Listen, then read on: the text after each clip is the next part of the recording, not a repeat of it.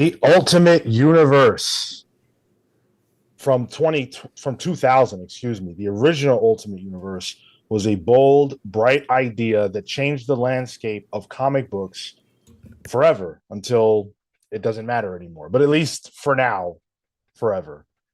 And we've been talking about it all month. You guys know it's been Ultimate August all month long here at Comics Pals headquarters. And we are ending Ultimate August with a conversation about the flagship Ultimate book, the one that started it all, the one that stands as a test of time, the one that still works today as an origin for Spider-Man. We are talking about Brian Michael Bendis, Mark Bagley, Sarah Pacelli, and everybody else who worked on its Ultimate Spider-Man. That's right. Friend of the show, Brian Michael Bendis. We can Friend of say the that now. show. Yeah, we can say that now. Yeah, for those of If you you don't know who, what that means, go back a video. We had an interview with Brian Michael for Bendis. those of you who may have missed it, we interviewed Bendis last night. It was incredible. Make sure you guys check that out. A lot of you have already watched it, so thank you for that. It was one of the honor of our lives for sure. Apparently, jerk in tears too. If the comments are to be believed, is that how you say it? Oh, sure. Okay, cool.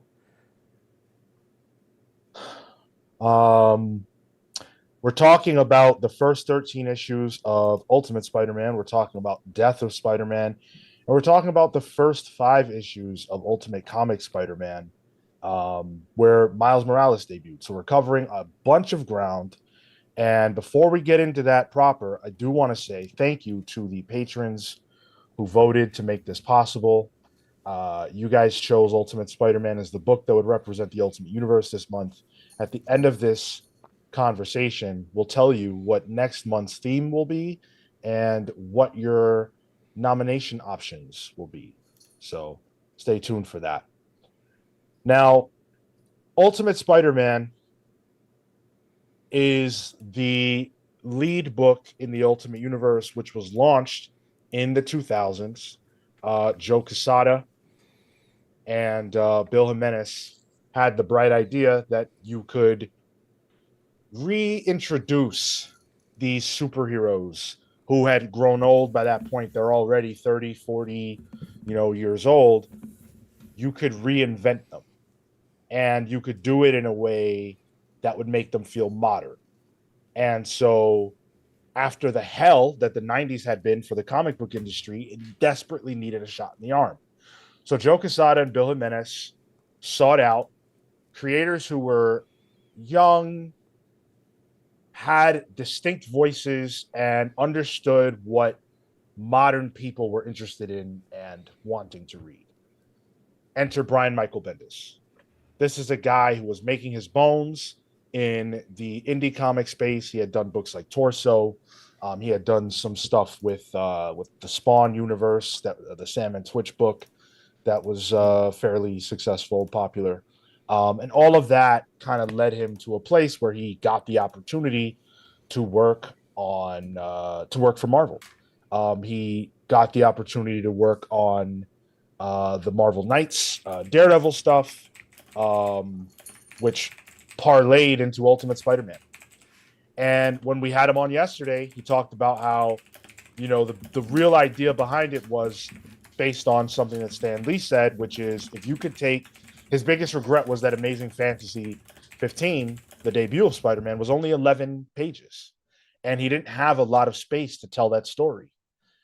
So Bendis thought, whoa, what if we told that story over 6 or 7 issues? How would that look? They teamed him up with Mark Bagley, at that point, maybe already one of the most celebrated and recognizable Spider-Man artists, who didn't even really want anything to do with drawing the character anymore because he had already done it so much. But because he was told this would be a 6-issue story, it was like, all right, sure, I'll take the paycheck. Neither one of them could have imagined or realized that on this side of that decision, they would have done 100 plus issues together. I think 113, 114 was the final count. And that there would have been all of this fervor over Amazing Spider-Man for all of these years, or Ultimate Spider-Man for all of these years. This was my first time doing this, though. After all that, contextualizing, Sean. It's like this is half of this was a blind spot for me. That the genesis of it all, that early part of it, I wasn't reading comics at the time, and I never went back to it. The second half of the discussion we're going to be having with the death of into Miles Morales, that I did read when it was coming out. But the genesis, like the opening, bits and the origin of Ultimate Peter Parker, that is all brand new for me. So this was an interesting read for sure. The latter half of the selection was always something that um, I've never touched. I've only ever seen Miles outside of the sphere of comics. And the the first trade of Ultimate Spider-Man was all I've ever read. So getting to be able to go through this, and then after I did the reading, honestly, the breezy pace of Bendis's writing, um, I I went back 14, 15, 16. It's it's just did a little extra credit. It's just fun to read. I didn't know I read more. That's so I'm funny. at like issue 16. I'm like, oh, we're gonna be going a couple arcs into this, I guess. And I'm like, oh wait, no, Yeah. I went too far. Okay, it does go by at a clip, Yep. and I was having fun with it, especially that early stuff because it's new to me in terms of the book, but it's classic Spider-Man, so it didn't feel new. If that makes sense. Yeah. We talked when we talked with Bendis, one of the things that I mentioned was how honest it felt, and how, he mentioned it felt uh uh spiritually relevant to the character from mainline. And because you have an understanding of Spider-Man as a concept, and the intimacy of his problems, his life, his powers, because you kind of know those things, this book is very easy to read. I mean, in addition to the fact that it's very, very well written and drawn, like, you don't have to. Nothing is going to confuse you from a conceptual standpoint. Like, you totally get it. It throws you no curveballs as far as, like, what is Spider-Man. He's not a living spider creature. They didn't do that with the character. They play it really straight for the most part. And I think that, like, as you read through this, it feels that way, but at the same pace, when you get to the Miles bits, it reads the same way. Like, one continues to kind of build off the other. I found myself reacting in the moment, being like, oh, wait, like, I've read this before, but it's a new character, it's a new context, it's a new, uh, it's a, it's a new slate, and that feels good. And what that means, at least to me, is that it's ultimately in the hands of the writer, not the character necessarily.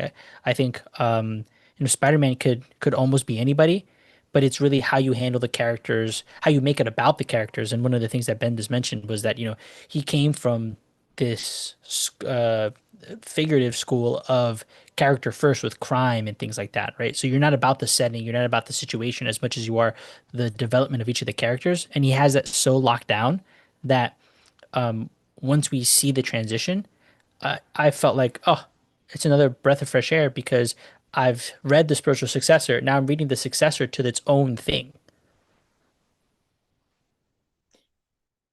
But The other thing that jumped out to me was in my eyes, the Ultimate Universe has drastic differences.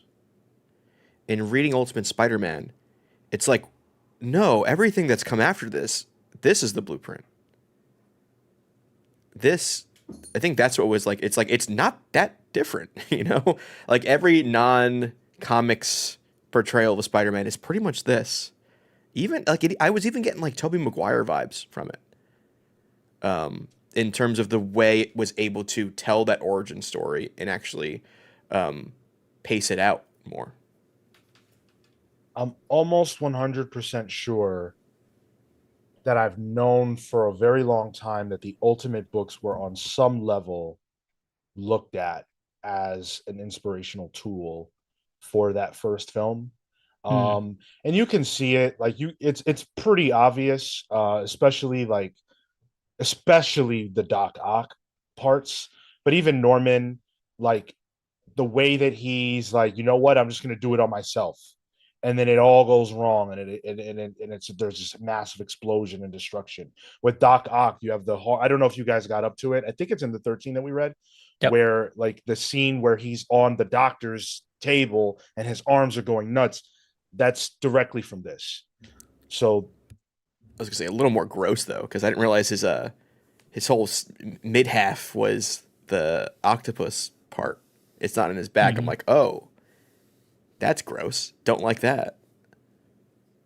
yeah, so the way to do Spider-Man in the modern era, the way we've seen it done, is all throughout this. And I think that's because Bendis was able to tap into a combination of what makes the myth of Spider-Man work so well, but also what makes him cool and interesting. And the other thing that he really changed um, is because he had the advantage of doing this in the year 2000 and not 1970 whatever, he knew what all the characters would be that would be created in Spider-Man's world and how it might be interesting if he could make them work together. So right away, the first character you see is not Peter, it's Norman. Norman was years away, or not years, but like Norman wasn't immediately in Stan Lee's mind. Norman didn't immediately pop on the page in those early ASMs, but he's here because Bendis identified we can shrink his story and condense it and make these things connect. So now Spider-Man's origin is directly tied to Norman, who is also the Green Goblin, putting those characters on a collision course and tethering themselves to each other. And I think as you get to the mid portion of what we read, the death of, you see how so much of this gets kind of planned out from the beginning. One of the things that he like the end, if you read these in isolation, feel like they just flow into each other. It was always going to be, this is the final battle kind of situation. And one of the things that Brian had confirmed was, his whole thing was he was bouncing between Kingpin and Norman and Kingpin and Norman. And you get the Norman pieces kind of floated in there. Then you get the Kingpin pieces. And with that in mind, reflecting on it, you're like, oh, I see the kind of ease of the bounce back. Plus, he has this decompressed style to the story. You can drag that on for forever. It's only in issue 158 that you get the big battle climactic that ends up with one of them losing, right? That's how much you can decompress that. And have it not lose any level of propulsion. Like Yeah. that's very unique. And I don't want to make this about bashing anything else, but think about how we talk about, the current Ultimate Spider-Man in relationship to this one and evaluating the first 13 issues of this one compared to the first 13 issues of that one. Even though technically way more time passes in current Ultimate Spider-Man, Mm. way more actually happens in this one. Like meaningful things happen. His uncle died in the first 13 issues. His uncle dies. He gets bit by the spider. He becomes Spider-Man. He faces Norman. He defeats the Kingpin, and he tells Mary Jane who he is. He also is Yeah. as a pro wrestler for a good chunk of it too. Yep. Yeah. He makes his money as a pro wrestler. It's just very well done, very Yeah. well paced. And if we could just zoom in really quick Yeah. on the first issue, because I think the first issue is really, really, really incredible. It immediately gives us a Peter who is miserable. And He's getting tacos chucked in his face. right, like he's getting bullied pretty badly. Bad. And I don't know how much sympathy people had for Peter when they read this through at that point in time, but culturally speaking, we are so different that like this kind of bullying, I'm sure it still happens, but it makes you feel, or at least it makes me feel way worse because I think as a people, we're a lot more sensitive to this kind of thing. Mm. So this kid is getting completely fucking shit on. His life is awful. And he's not a jerk. Marco will certainly know this because I know Marco has read a lot of those early issues of Amazing Spider-Man, but Peter's kind of a dick. Yeah. and Yeah, he's a he's whiny arrogant, bitch. Yeah, he's arrogant. Yep. And he's not like that here. He's very sympathetic. which is a nice like. Mm, it's a I think it makes more sense for the reading audience, the younger reading audience, to make him sympathetic. Where I feel like maybe with Spider-Man, with the OG stuff, right? Maybe you had less time to do things. You have to kind of brush past a lot of stuff. So it's easier to make that version of Peter kind of bulldoze through people and through interactions and situations. Where here you have to sit through it. You have to sit alongside him, right? So I think that's the distinction between those. Hmm. I, Also making go ahead. I was gonna say, I felt sympathy for him, but there was a frustration involved too. I think with him early on, Hmm. where he just doesn't do anything. It isn't until he gets the power of the spider that he starts accidentally fighting back. Um, and I was frustrated with Uncle Ben a bit too early on. I found it compelling. I didn't dislike the characters, but Uncle Ben not seeing how he's getting bullied or like calling it a phase, and like that's probably where I felt the most sympathy for Peter, was that like he didn't have like he had a support system, but it was a misunderstood support system, and he didn't really have friends. His closest friend was a different type of bully in Harry, you know. His closest friend is Mary Jane. Sure, but Yeah. in those early issues, she's still a little distant. He's still eating alone at the table. It isn't until Uncle Ben shows up that he tells Mary Jane to go sit with him. You know, she's chilling with Liz Allen at that point. Hmm. So I I felt bad for the entire situation he was in. Yeah, it's a tough situation. Speaking of Aunt May and Uncle Ben, them being younger was also a really smart thing that Bendis did, because as older characters, I think they're a little harder to connect to. And he added some youth and some hip to them. Aunt May is like a cool older lady. And we can see how influential that is, because we're at the point where Marissa Tomei is playing Aunt May in these movies. But I really appreciated them being sort of younger and able to take on not a proactive role. They're still very much supporting characters, but they just feel more a part of things than they do in the original books, which I really like. I mean, one of the dinner scenes is social anxiety disorder. They're having a conversation. It's it's like, oh, he just needs help or a little therapy, but the kid's right there, like listening to dinner tables, like, I don't need this right now. He's getting parenting. He is getting that care. It's always good intentioned, even though it comes into conflict with, the angsty, and not even because he's not even that angsty, but with like the teen desires of the time. It's like, ah, leave me alone, let me do my own thing, like stop worrying about me. I'll figure my way out. Um, and I know that you guys are coming at me with help, but I can't vocalize that. I like that dinner scene because where Aunt May's talking about sad disorder. Yeah. Because they're talking about him in front of him. The thing is, he's not listening. He was in his book. Yep. So this is normal for them. This is normal for Uncle Ben and his long ass ponytail to be doing. I thought that was a good bit to intro the dynamics there.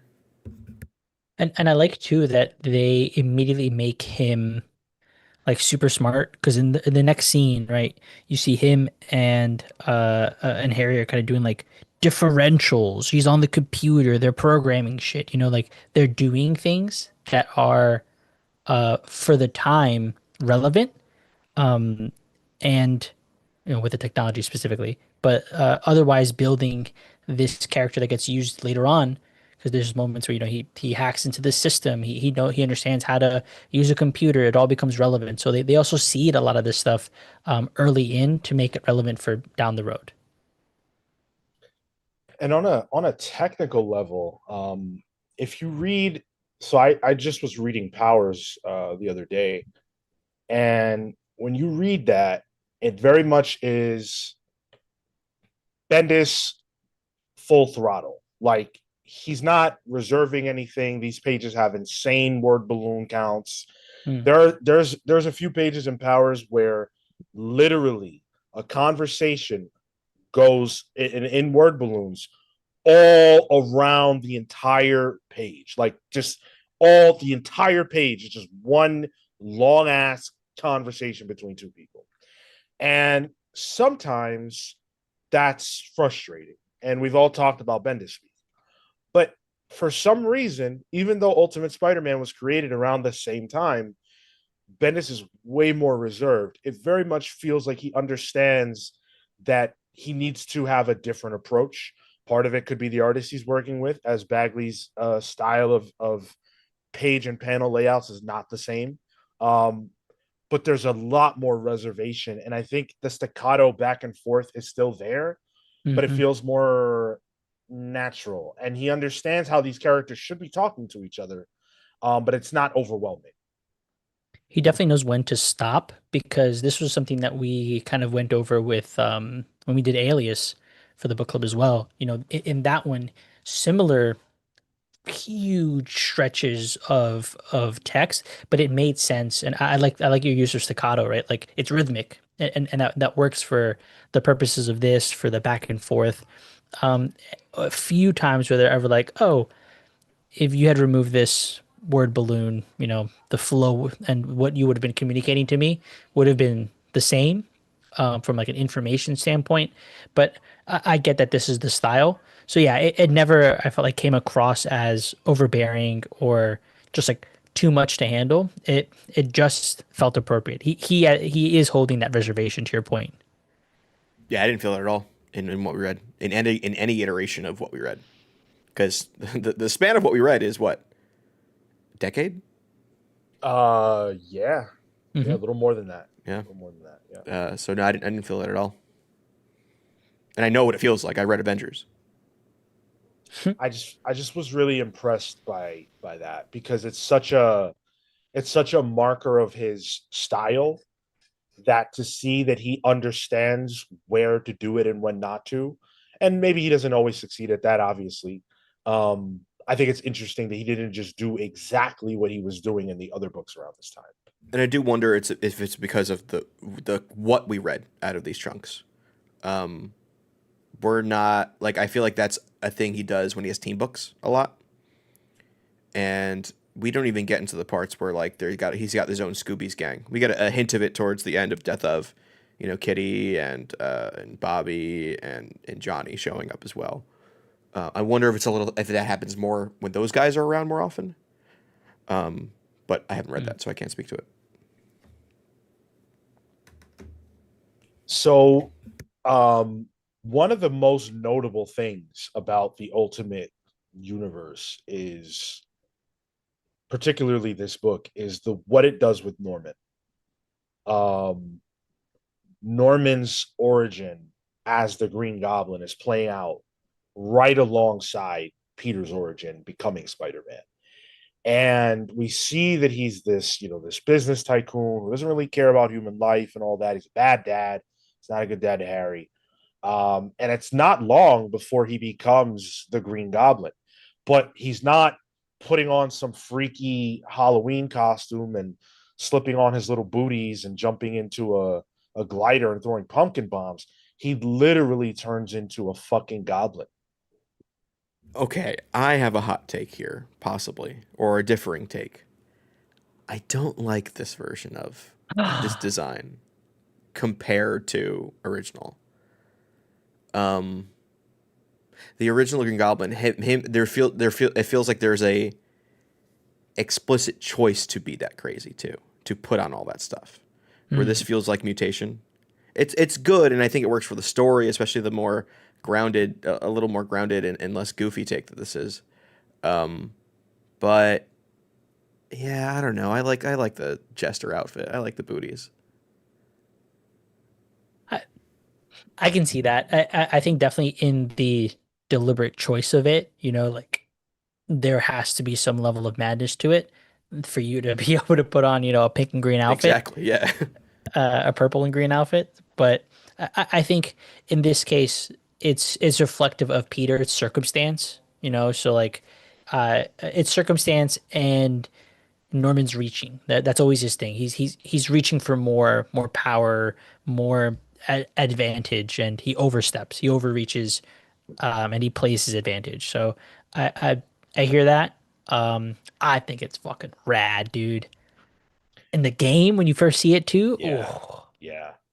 I don't think I didn't like it when I first saw it. I was very much a purist, and it took me a while to adjust. Definitely the game, Marco, really helped because I could see it moving. yeah. Um, but the full green outfit with the purple, like he has that like robe thing that he wears I and have the it on the screen. purple, Yeah, like Like a I tunic. yeah. I think he looks really cool. And it's grown on me to the point where I would never say that I prefer it, but I think it's just like 1A, 1B type thing for sure, me. Yeah. sure. When he first reveals himself, is it in the school? I believe when he attacks the school. Yep. It's Yeah. the most JoJo-esque pose that Bagley chose for him. Like, aura farming is a thing people say now, but he is totally doing that here. He's like ripped and just like flexing on Spider-Man. This person he knows is a child. Like, why gotta flex on a kid that hard? Jeez. Yeah. It's pretty cool. I like Norman the longer this goes on. Like at first, he's Mhm. kind of a monster or whatever.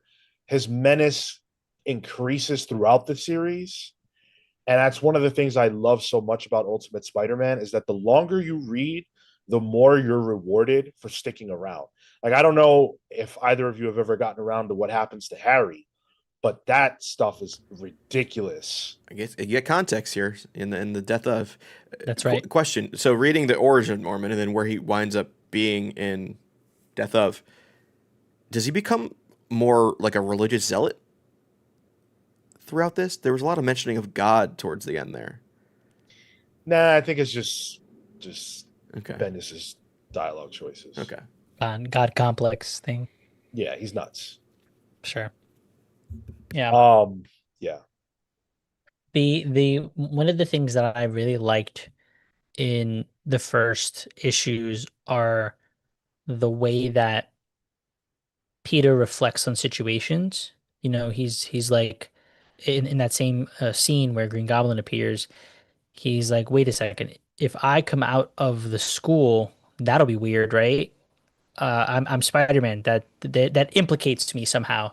So I have to think of another way to kind of make my way out and then change and do this thing. Like he's he has these moments of like where he's thought it through and he has to react accordingly. But then there's other moments where he reacts to like facing the goons for when he's about to infiltrate Kingpin's place, you know, and he gets almost killed. It shows how he's a smart kid, but he's still a kid.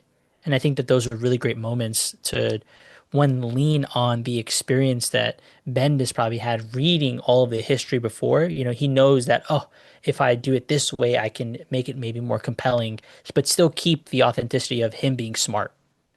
I was gonna shout out the same exact scene, Marco, you mentioned about the school of him. It like flashes back to how he did the Yeah. Clark Kent Superman change, and I was like, man, I don't think I've ever seen that in a Spider-Man comic. Like the thought process behind actually doing that, and I think that just leans into the fact that Bendis, he talked about like being able to have the room. He had the room to be able to like tell that. Stanley didn't. He had just had to write Spider-Man turning into Spider-Man. Like the minutia gets lost in that. But this at least gets to explore that because it's so decompressed. I thought that was great.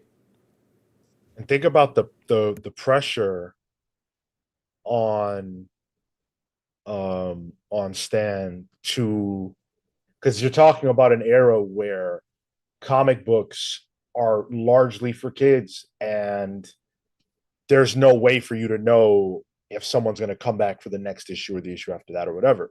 So they're introducing new villains every single issue. Like those first, I don't know, first 50, first 25, whatever. I don't remember the first time they repeat a villain, but it takes a little while and they had to keep it going. Whereas Bendis and Bagley had a lot of time. Well, Electro gets stretched out forever. even in this like Ultimate Spider-Man, they introduce people out of clip too. You know, when I saw the Enforcers, Ultimate Enforcers, I didn't know they were in this. I was like, is that Ultimate Fancy Dan? Hell yeah, it is. And I think Shocker shows up pretty early on, or like a version of Shocker. You get Electro. No, it was the guy with Shocker's the there shocker too. guns. Yeah. He didn't have the sock head, Oh. but he has like the quilted pattern shirt and everything. Oh. Yeah. Those one and done early issues just didn't leave them a lot of space to tell story the way that they clearly wanted to. And Bendis just had all this room, and he's just having so much fun. It feels like, so much fun. You know, like when I got to I love the Enforcers. They're OG to me. I don't know why they never get used anymore. But yeah, there's a lot of fun in these early issues. And one of the things that I love so much about them is that this version of Peter is proactive about crime fighting. A lot of times in the original Spider-Man issues, again, it's monster of the week. Things are just happening. Oh, wow, Sandman's at the school. Guess I got to vacuum him up. You know, like all these different kinds of things that were just coming up, and Spider-Man had to deal with them. Here, he's like, a criminal killed my uncle. There's this dude called the Kingpin. Why is he allowed to just roam the streets and do what he does if we know who he is? I have the ability to circumvent the way things are, right? Because kids don't understand the way things are because it's new to you. You're a kid. And this kid happens to have extreme power. So to him, he's like, well, that's the way things are. No, I'm going to change that right now. And he just makes that his mission.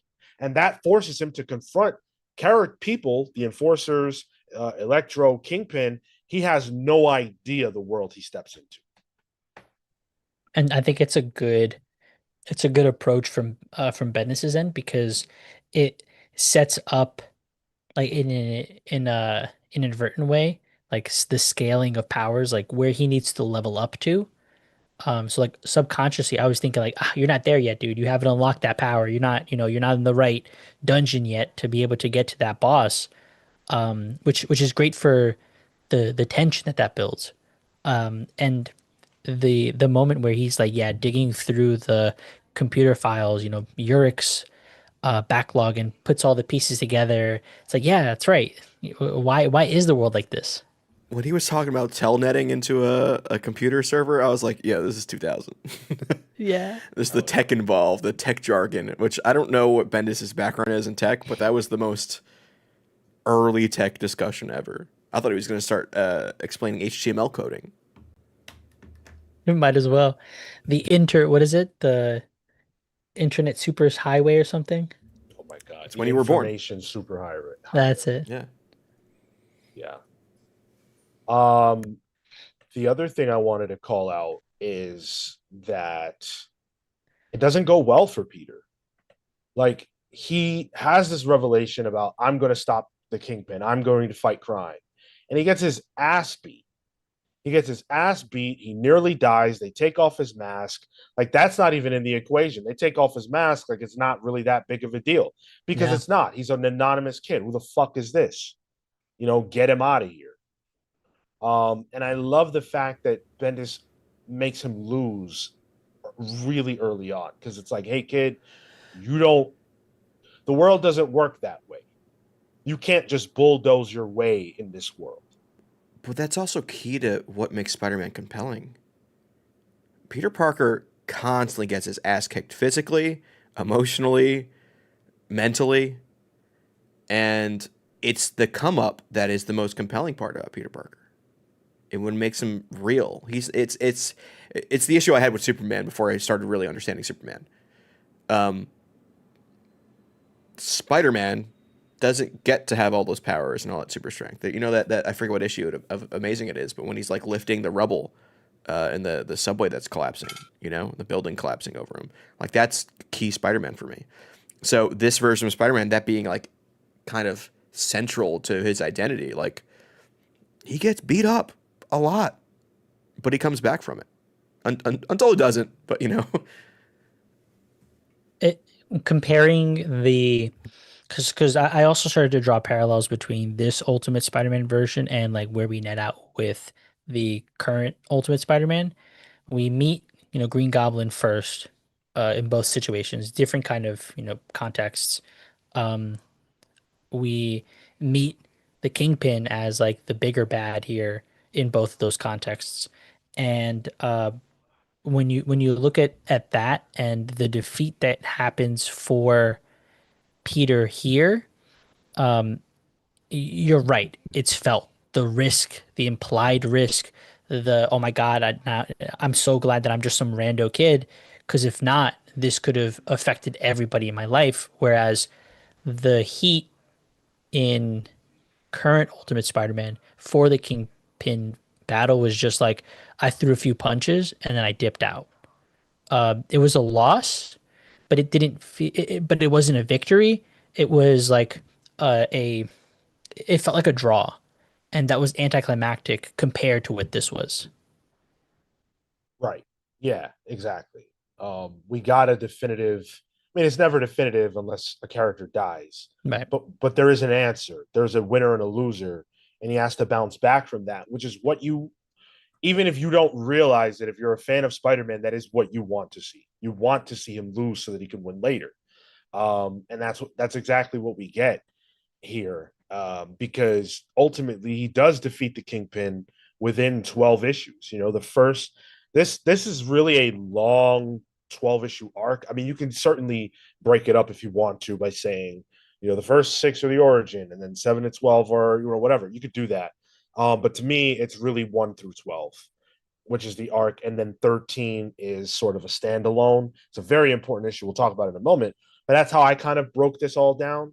And so seeing him catch a big fish within those first 12 issues makes it feel like a complete story for itself in that space. does Kingpin come back down the line? Oh yeah. Okay. 100%. And the defeat isn't via brawn. It's through brains, right? And that's what Spider-Man is at the end of the day. He's a smart kid. He's going to figure it out, and he's going to use all of his powers, most of which are not spider related. Like those are the things that were granted to him. That is the gift. That is the responsibility. But he's always had it inside of him. So I love that. That was the way that he beat him. Was he got him. He hit him where it hurt. They got the proof. And the end scene where they're in like some whatever jungle. It's like you gotta let this cool off. You can come back in a few months. You gotta chill. Just relax. That's such a Kingpin thing too to do. Like he just goes to Turkey for a vacation. Yeah. He's just Eric Adams of the Marvel universe. Like, Escapes. yeah, take a brief long weekend in Istanbul.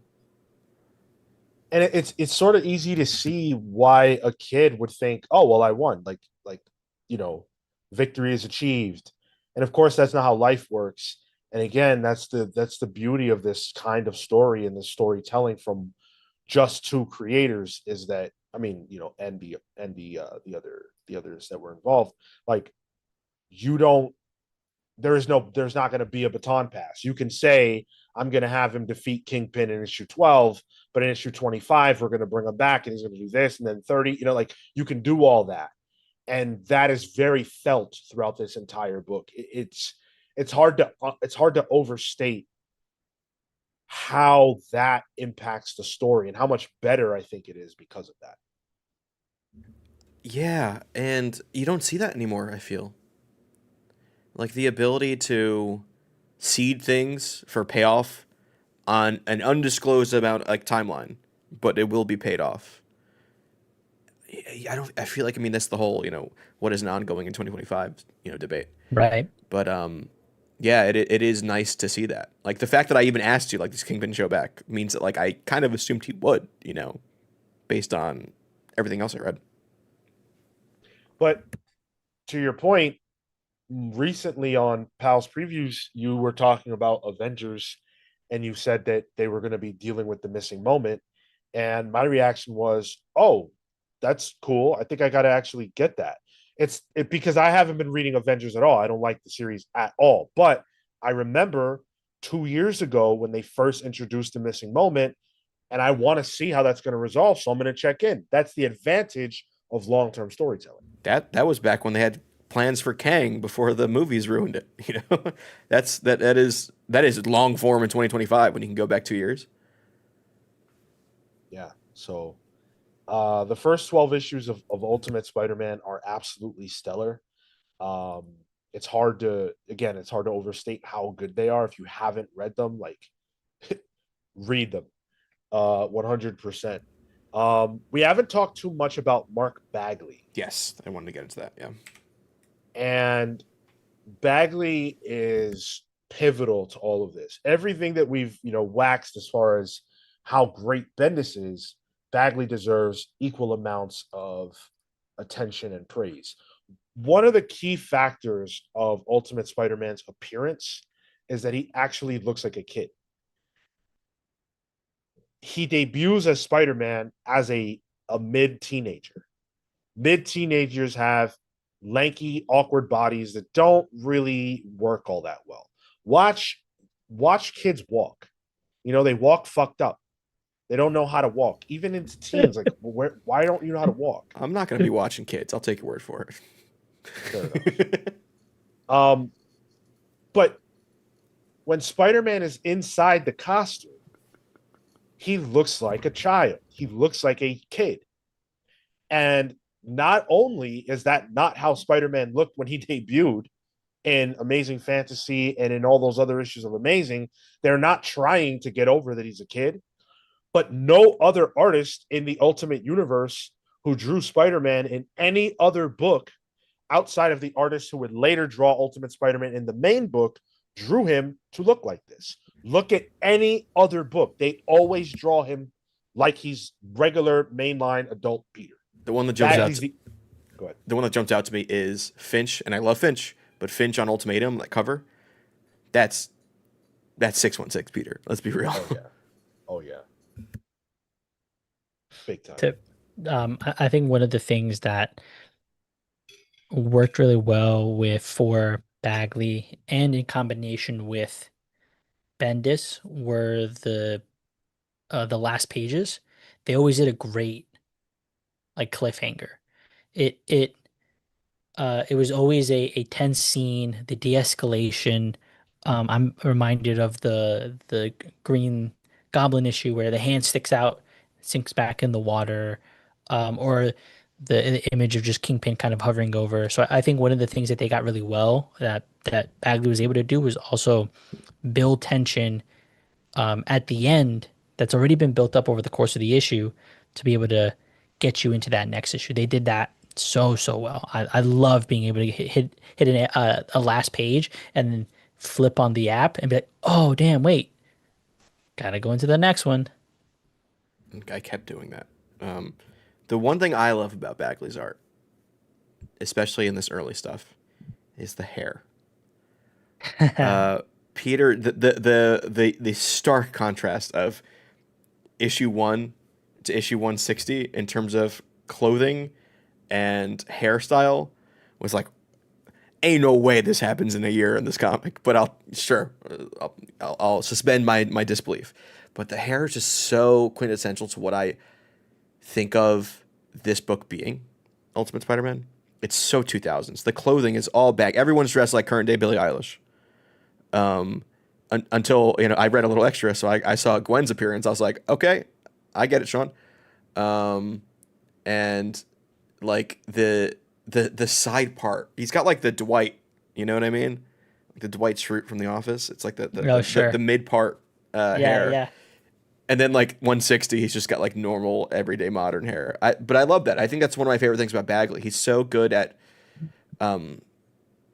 capitalizing on what things look like at the time. He has a real nose for it and eyesight for it that I don't think is talked about enough. Even when he was doing Life Story, He did some life story, right? Yeah. Um, does the same thing in that throughout the decades of that book. Yeah, I completely agree. I think that while so Bendis was chosen and he was a relative newcomer, like he had obviously been working in comics for some time, but no one really knew him. Hmm. He wasn't a veteran in the Marvel DC space. And I think that's exactly the kind of voice they needed for this book. I have the exact opposite feeling from an artistic perspective. I'm very glad they went with someone who had a take on Spider-Man that was already established, because I think Bagley had to already be tired of drawing Spider-Man to say to himself, I need to figure out a different way to present this character. I already know how to make him look cool. I know how to pose him. I know how to do all of that stuff. I don't need to learn that. I need to learn how to tell this story with a kid and make him look that way. And because of that, I think Bagley was able to bring a fresh perspective from someone who was already jaded on Spider-Man's appearance because he had done it so much. Yeah. I think stylistically, one of the things that sticks out to me for to that point is Bagley looks like he fits like a midpoint between what would be the Image founders, the 90s craze, like muscular, kind of scratchy art, a lot of hatching for inks, but when he puts on the suit, everything's just like flatter color, a little more sleek. So there's this in his art transition. It almost feels like a transition point where I can see the inspirations of the 90s lead into something unique and new that will probably happen, into like the McNivens of the world, or as it continued on. Yeah, it's just you know, and the other thing is that like I feel like this art holds up too. Like we're talking about art that's 25 years old, and we're at the point, at least with this particular book, where I think if you handed this to somebody today and you said, hey, this is Spider-Man, they would look at it and go, all right. Like they wouldn't necessarily go, wow, this is super old. Like Right. it looks perfectly normal outside of, again, what they are wearing. Mm. You could hang this up alongside what Bagley's doing now. It's the same dude.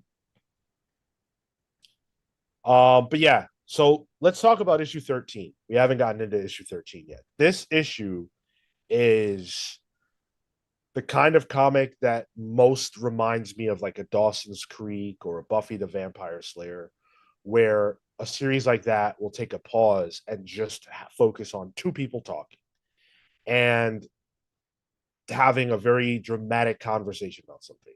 And in this issue, Peter reveals his secret identity to Mary Jane.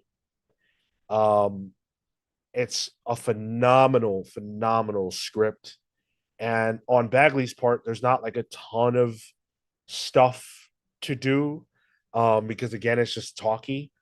But this feels completely authentic. I don't believe that there is a teenager on this planet who could be Spider-Man that would not tell their girlfriend, whether it was to have sympathy, whether it was to have sex, whatever it is, whatever you're trying to get out of it, you're not keeping that secret. And he doesn't. It's a moment in their relationship where, because Tyler pointed out at the beginning, like Uncle Ben came in and was the one that kind of, hey, go sit with Peter. Like she's starting to develop and continue to develop her own relationship with uh Peter, and it's obviously feeling romantic. It's obviously there is chemistry there, and so this is that period where he's they're both being childlike in that they're being so open and honest with each other and just being like, hey, like I just have to tell you something. There's a great 9 panel grid where Peter's just like, you can't tell anybody this. And then it cuts to Mary Jane, same face. She's like, okay. He's like, ever. Don't. She's like, yeah, okay. It continues on until she gets mad. Like there's a good beat there where she like just curls her eyes a little bit and maybe purses her lips and he spills it. And it's great for who these characters become and the fact that they have a relationship in the future. Yeah, it's very cute and honest and pure and real, and it harkens back to that kind of youthful love that we've all had. Um, he's writing he's writing characters that are extremely relatable, and that's the biggest success of this book is that relatability. You know what they're feeling like. Doesn't matter that you can't understand the exact specific circumstances because none of us have ever been or been told that someone's Spider-Man, but we all understand what it's like to talk to that first love you have. And Mm, I think about issue 13 because I think it was my favorite out of the chunk we read, and how sitcom it feels. Because yes, yeah. all of that is happening, but then you got to have the comedic bit of Aunt May breaking it up just as they're about to kiss, talking about are they practicing safe sex, and then MJ leaves and she tries to have the talk with Peter, and he's like, Uncle Ben already did it. You don't need to. I thought that was good. That was also very Bendis for me because Bendis. I think people forget how funny Bendis' stuff is Yeah. because of that, back and forth constantly throughout it. It's two actors talking to each other in a sitcom essentially, and it works. It works great in this. He in that same moment, uh Mary, not Mary Jane, on May is the one that calls um Mary Jane's mom being like, yo, they're doing something. You Cock gotta get your blocked. girl. I Yeah. know. So good. So good. Let my boy Um shot Webb. Come on. Oh, speaking but of, why are they green early on? Does that change? yeah, I just assumed that's like a coloring issue. Actually, Okay. Gavin in the chat mentions it. Hardest part is the early coloring here. It's probably a It's little rough. clunky. Yeah, Yeah, It's it gross. gets much better. It looked like when you have like strep garbage. and you're coughing shit up, It's gross. Phlegm. Yeah. I wrote down only one line of dialogue from that issue, and when I read it, I was dying laughing. Which is, do you? It's just this quote: "Do you know about it?" And it's this funny look that Aunt May has on her face when she says that line, and it's like, "Do you know about it?" What kind of question is that?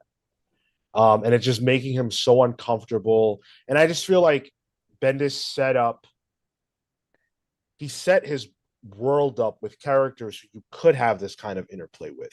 I don't see that same situation playing out that way with an Aunt May who's 70 or 80.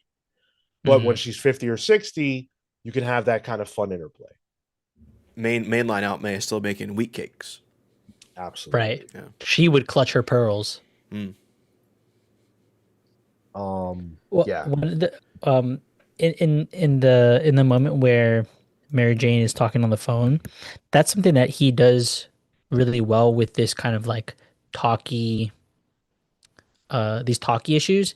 He doesn't always use the like static that comes out of a telephone or other communication. You're all basing what the conversation's happening off of the character in the moment that you're looking at. So where uh Aunt May passes the phone to Mary Jane. She's like, "Hello, Mom. We weren't. We were not. No." Like you can hear the argument kind of happening, and he does the same thing. Bendis earlier on, where Peter is applying at the Daily Bugle, and he gets the job, and he's like, "Hey, I just called my aunt. Like she wants to talk to you, J. Jonah Jameson," and it's just him going, for like the entire page. But you get so much comedy out of that because it's a one-sided conversation that you can only imagine what's going on the other side. But Bagley is also key to that Mm, because there's subtle changes in Jonah's expression during each It's yeah, from what I remember, it's the same panel repeated with eyes changing and maybe mouth changing. yeah. But it's just like that's yes, this is decompressed, but that stuff is super decompressed in that moment. Great stuff. Yeah, I think if you're a person who wants to write comics, wants to write anything, Um, there are a lot of lessons that you can take from these comics. As far as how to write great dialogue, just how to understand a moment and what belongs in there and what doesn't. I just think from a script standpoint, Bendis was just locked in a way that you really hope to achieve as a writer. You hope you can get to that point of locked in, and he does. So yeah, these first 13 issues are phenomenal. Rest assured, the series stays great. I am pining for reading through the rest of it, but I really want to do it in physical, so I got to get my omnibus out. Oh, Um, but yeah, There's a better way here, I think, because aren't these like hard to find in trades? yes, yeah. We need to somehow get to Omar, and so he can speak in the ear of Marvel to make these a little more accessible for people. uh, I highly doubt they would ever re-release the trades, but I could definitely see them doing an epic collection of this. Yeah, And I think that would be really great. I just don't know if they're there yet, but I don't keep up with that stuff the same way that they do. Mm. But yeah, I desperately want to reread this because like the Hobgoblin. Oh my god, Venom, Hobgoblin, and the Clone Saga are the three that I really want to read. I'm looking up what Ultimate Interesting. Hobgoblin looks like right now. You really shouldn't. He's gross. I was just because I figured you would want to be Oh, surprised. I knew this. Okay, don't look it Oh, up though, okay. because it will spoil Don't things for say you. don't Yeah, say Yeah. anything. but I did know this. I did know this. Okay. Yeah. Yeah. And that's the fun of Ultimate Spider-Man is that it's remixing things that you think you know, but now it's presenting them in a different way. Like Marco, you know Venom, right? Because you played the Right. game. That's Right. a completely different iteration than mainline Venom, but it's okay because it feels compelling unto itself. It doesn't rely on what you know about Venom. If anything, it's just circumventing that. And that Mm. happens a lot. I'm Um, excited to get to just like further down the line. Like I just started the Doc Ock arc, so like yeah. yeah. And people are saying in the chat they have started the modern era epics of this run. So Good. good stuff. Good to hear. Good to hear. So we're gonna skip ahead into the death of Spider-Man storyline. So we're jumping all the way to 153 and through to 170. Make sure you smash the like button if you haven't.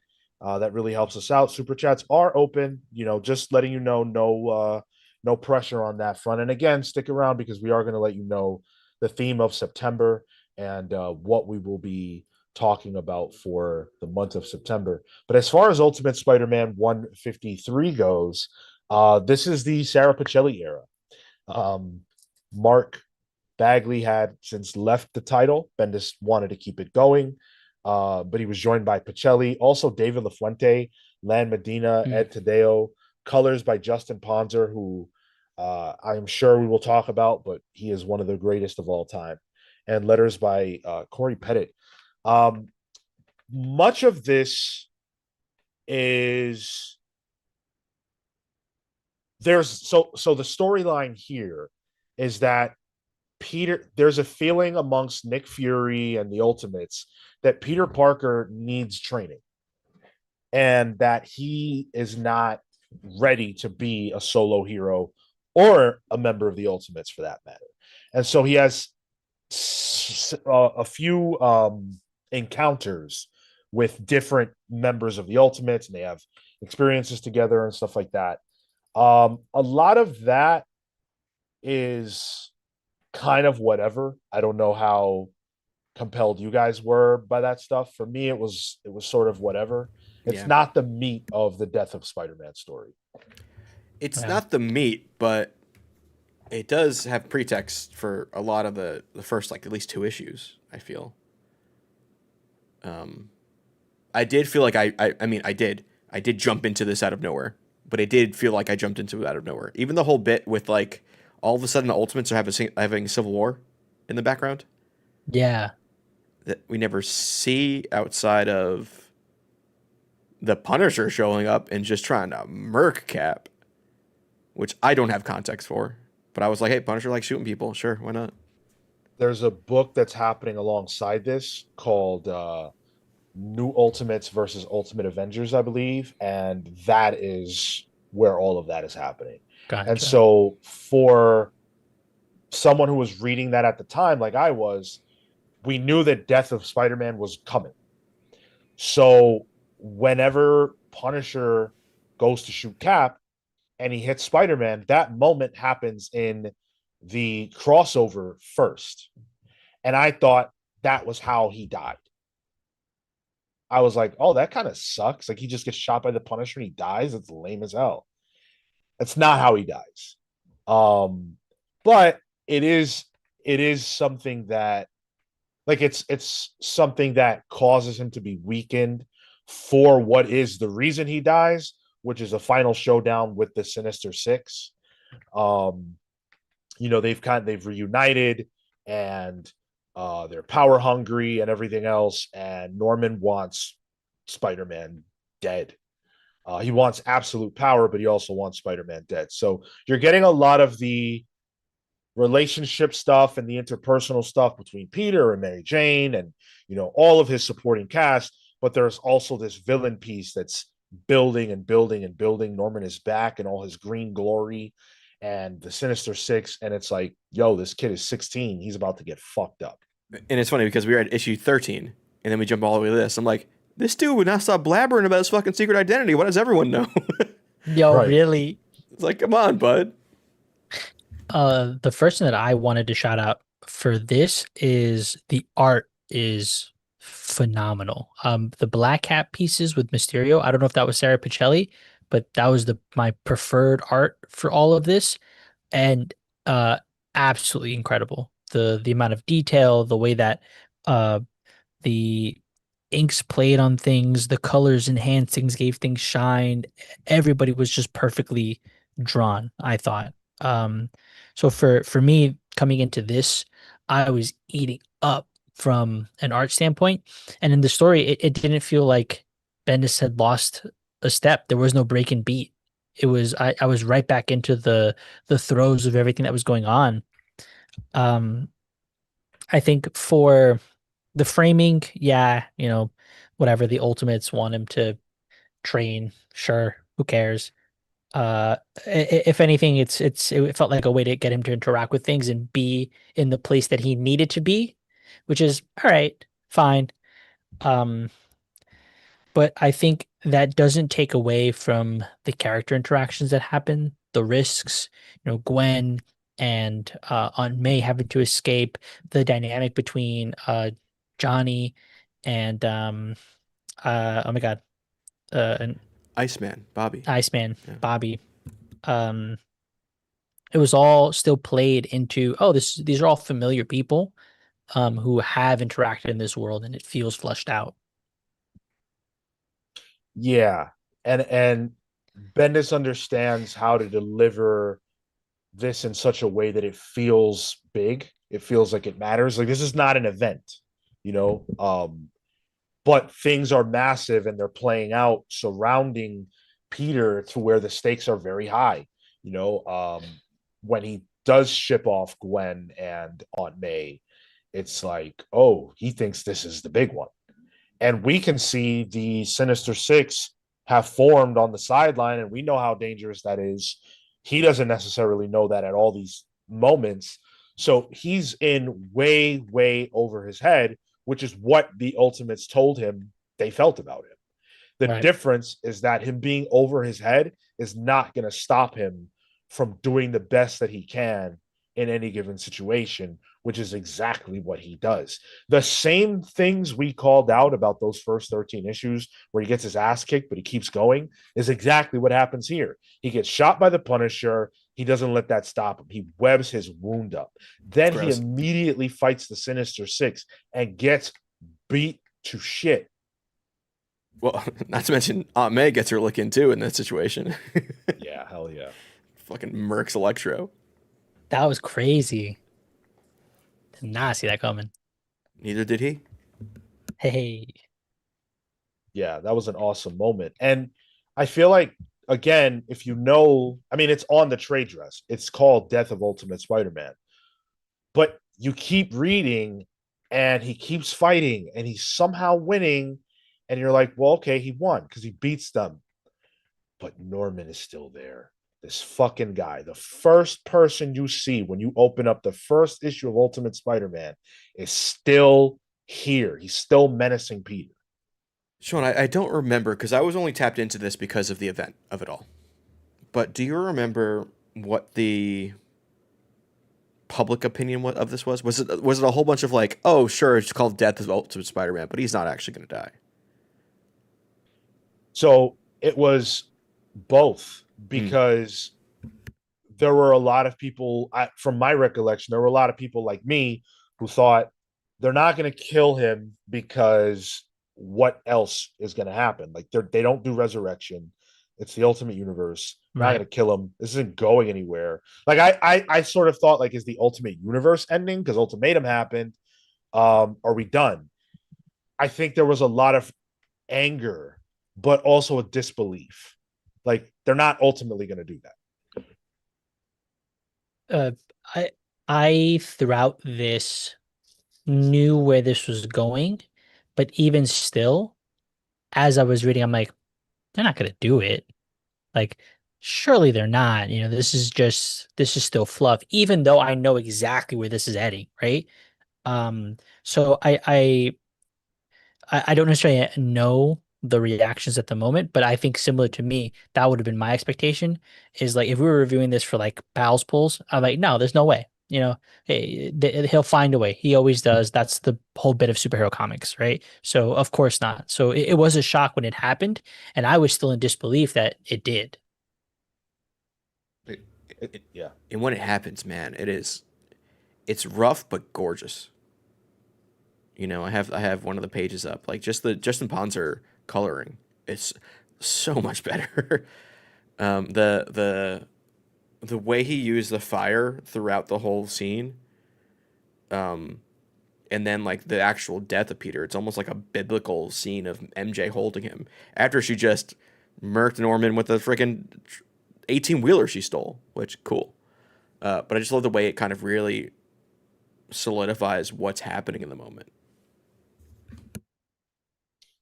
Yeah, the art throughout that is just amazing.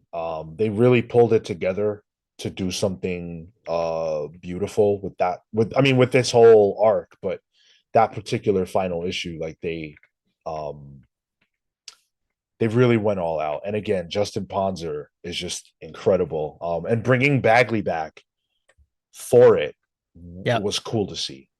that was gonna be my call out. Is the guy he made his comeback from the start and to here, and man, you can see a world of difference in his art. I definitely think like the one call out I had would have been like faces and the kind of like scrunches they make and the way that they look, the composition there, the how even they might be. All of that is not a problem here. So it was amazing to see him come back and be like, wow, he put his final stamp on these characters and they look so clean. Hell yeah. Yeah. I don't think you end the story of Ultimate Peter without Mark Bagley. That just doesn't even feel right. But you get to that final moment, and I mean, if this dialogue exchange doesn't choke you up, I don't know what kind of person you are. But you know, Peter's dying, and Gwen's calling the police, and you know, Aunt May is hovering over him, and he says it's okay. He says I did it, and she says just hold on. The ambulance is, and he says, don't you see? It's okay. I did it. I couldn't save him, Uncle Ben. I couldn't save him, no matter what I did. But I saved you. I did it. I did, and then he dies. And it's really just a very powerful comic book death. This is still in the era where comic book death feels like it means nothing already. Um, but the the way it was handled made it matter more than anything else. And obviously, in retrospect, like it didn't stick. He does come back later on down the road. But if whether you know that or not, as a moment, this works. This is one of the best comic book deaths of all time. The last page with Norman, the those 4 panels where you see his hand and then it's his face and he has that little cheeky smile. Oh, that was good. Great way to end it. It felt like he was defeated, right? Norman, right? But so it felt like comeuppance to some degree, but he got the last laugh. So there was this very bittersweet moment on top of an already somber moment that I thought was a really good decision because you could have just ended it at that page of Mary Jane, the page that Tyler has up. You could have just ended it there, but he made the decision to be like, no, and Green Goblin's still around. And worth pointing out, again, I have to say, Green Goblin, the very first person we see in Ultimate Spider-Man 1 is Norman. So the last person we see in the last issue of Ultimate Spider-Man is Norman. And instead of creating the spider, he's killing it. So there's your bookend. Oof. There you go. Oof. What is this, Full comics circle. or poetry? Column A, column B. It's like poetry. It rhymes. It's a George Lucas quote. Yes. Nerd. I love this piece of the story, and I think it's a tremendously well done death. Again, this version of Peter does come back. I don't really remember a lot of that. I was very, very disappointed, very frustrated that they did that. Same, and I don't even have all of the history with the character that you do. It just annoyed me because like that was the point of Ultimates. Like, don't do that. Sure, Thor can do it because it makes sense for that character in a way. That's God's, but don't do it here because you don't have to do it here. Yeah, and I think in those cases they were playing with death. Like he dies, but not, he's Thor, so he goes to Valhalla. Yeah. Like And we Hela saw is all involved. of that. Yeah, there was no attempt to like sell you on an actual death. Yeah. Whereas this was that. And I don't think that the story benefits from Peter coming back in any way at all.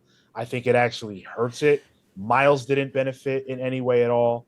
And again, like I don't have a great remembrance of that because I was very frustrated that they did it. And we're not even going to get into that. I pretend I do not see it. Pretty much. Yeah. Which is why we're just skipping gears and getting right into the Ultimate Comics All New Spider-Man, which debuted in September of 2011. Ultimate Fallout #4 is the debut issue of Miles. That's the first time you see him, and that is a pretty sought after individual book, notable only for that reason. It's actually not a very good comic book at all. But Ultimate Spider-Man, of course, Miles, created by Bendis and Pacelli. And I want to take a minute to talk about, from Bendis' own words, let Bendis talk about why he created Miles Morales. And so in an interview, Bendis said the following. Hey, what did we do right? What did we do wrong? What would I have done differently? He recalled. In those conversations of what we did right or wrong, we'd come about the idea of Peter Parker being of a different race. That if you really look at the origin, there's no reason that character wouldn't be of color. In fact, maybe it makes more sense. We started thinking about who ended up being Miles, and it became obvious that the only way Miles works is if Peter isn't there. Then you realize that the trigger has to be pulled. So what he's saying is the death of Ultimate Spider-Man happened because they were ready to introduce Miles and felt that the time had come to do that. Do you guys think this is probably a hard question to answer on this side of things because it worked, but do you think that the risk was worth it to kill Peter and try to go forward with Miles? Yes, because the Ultimate Universe needed that risk. Mm. Like nothing, especially doing this, listening to you do the deep dive, Sean. The world wasn't working. It was kind of broken. So it needed a kick in the pants to do it, to change something. And I think having Bendis, who is the real stalwart for the Ultimate Universe, having done Ultimate Spider-Man since inception, be the one to do that kick in the pants was the right move. And I think this is the kind of kick in the pants that means something to him. So it was the right move, and in hindsight, it definitely was the right move. I think this is one of those situations where it's like, you're right. It is very much, to use another quote, kind of like rarefied air. Like it is lightning strike, lightning in a bottle. So I think they lucked out, but from a creative standpoint, and to Tyler's point, I think you always need the creative risk, right? That there's always that semblance of try something new, don't get stagnant, don't get stale, because ultimately you're trying to create art, and you're trying to create art that connects with people, and you need to, even from the inception of this book, take the risk, do something different. So I think it just worked out this time, but um I would err on it always being the right case as well. Now, let me ask you a follow up question. What if the series launched with Miles from the year 2000? What if he was originally the main character? I feel bad saying this, but I don't think it would have lasted. I think that is too much change at once. I don't know. Um, I hear that, but to that point, this was too much change at once, right? So like, um, if the consideration is the artistry behind it, the creative team, it was strong, it was doing something different, and it was delivering. I think you could have done it. I think it would have had the same uphill battle, maybe a little bit more of one, but um, I think it could have still worked. The key though is like Bendis was still newish to mainline comics at that point, outside of like Daredevil. Yeah. So he was a risk. So that's when I say too much of risk, I mean across the Mm, board, mm. because he's a risk. So that not being like if he is a new writer that people are unfamiliar with, and a whole new take on Spider-Man, I think that's too much for people to buy into it. I think now that he had a decade's worth of writing Spider-Man to fan fervor, and then he was also known as the Avengers guy, and he was the guy at Marvel. That gave him leeway to make that change. And sure, there was pushback, but there was a lot less. I think that you could probably you could probably make it so that Peter you could sooner make it so that Peter transforms into a spider than you could make it so that the original, like the ultimate Spider-Man, is a black Spanish kid. I don't think that people would have accepted that way. I just don't. Even in 2011, when you think about a decade had passed and the United States had changed a lot and everything else, and there was still a bunch of pushback. I think in 2000 it would have been flatly rejected, and that's a shame. But that's the way life works. Now, I will put myself on Front Street and say that I did not want this to happen. I am always a purist when it comes to comics. I've said that a million times. I didn't want Peter to die, and I didn't think that he should be replaced by anyone. So I was like, this isn't for me. Not from the race perspective, obviously, but just from a no, the only Spider-Man is Peter Parker, and that's it. But I tried this, of course. How could I not? And I don't know how you guys feel about these first five. I loved them then. I love them now. It worked. Pacelli jumps out to me throughout these first five because Oh yeah. Miles doesn't get the suit. Well, he doesn't get the suit until the end of the fifth issue. But he doesn't even suit up until 3.5 or so. So a lot of this is just people. And it's people that are completely new. Genki new. Miles' family is new. Even like Ultimate Prowler was new at the time. Prowler being the most B, C list Spider-Man villain. Um, so there's the designs of the characters, the diversity of the characters. And I don't mean that just in terms of race or ethnicity. I mean that in terms of body shape, in terms of gender, in terms of clothing. It's so modern, and it jumped out to me then and it jumped out to me now of how like everyone has a personality, and I can get that without even reading the words. Which I was like, man, and he looks like a 12-year-old kid. These guys look like little kids. Yeah. Reading this again jumped out to me. I'm like, oh, I'm used to modern Miles, who's, probably a senior in high school, maybe freshman in college. Um, this feels like little kids. And I thought this was like the same way Bagley was drawing high schoolers felt like it at the time. This felt like it for this time. Yeah. That for sure was the thing that I had noted with this is just like, wait a second, who's this friggin' 12-year-old, this 11-year-old? Like he's crossing the street, I think holding hands with his mom, right? Like it's still such a protective environment for Miles that it shocked me to see him like that. I didn't realize because I've only ever experienced him post introduction.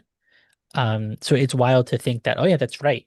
He would have been, right? He would have been here. This would have been the start. That makes so much sense. Um, and it was cool to see that the inception. Yeah. I agree with everything you guys said. One of the things about this book that's really special is that even though the first five issues feel very similar to the first few like original Ultimate Spider-Man issues, um the changes that are here are unique to the character. And it feels like Bendis understood how to represent the problems that an Afro Latino kid would have that Peter probably wouldn't have. That's why the first time we encounter Miles, he is going to a lottery, a literal lottery to see who can get into this like middle school that's supposedly so great. That is a very real thing. Yeah. I've been in one of those lotteries, and I know that's really how it works, and it's addressing inequality, right? Imagine that idea that might be foreign to you, dear listener, that some kid's entire future, school wise, is dictated by a literal lottery system. And it's that same lottery system in which Miles got lucky here because he is chosen. You could make the argument as to whether or not he was lucky or unlucky in a different lottery involving the spider that bites him. Mm-hmm. Yeah. Um,